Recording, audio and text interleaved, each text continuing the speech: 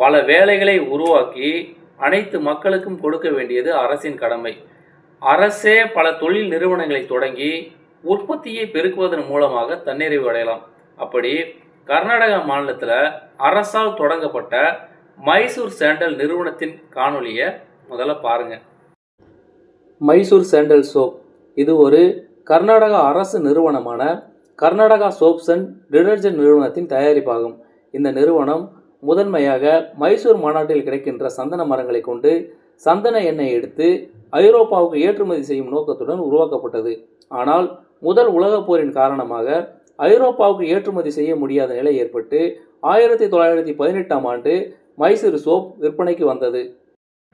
இந்த நிறுவனம் 2024-25 நிதியாண்டில் 1788 கோடி வருவாயும் 416 கோடி நிகர லாபத்தையும் ஈட்டியுள்ளது. இப்போ பாருங்கள், இங்கே என்னென்ன வேலை வாய்ப்புகள் இருக்குது அப்படின்னு பார்ப்போம். மேலாண்மை குழுவில் பாருங்கள், நிதி மற்றும் கணக்குத்துறை, உற்பத்தி மற்றும் தொழில்நுட்பம்,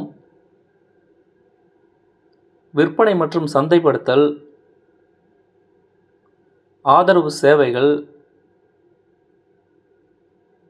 ஃபேக்ட்ரி அண்ட் பிளான்ட் ஆப்ரேஷன்ஸ்.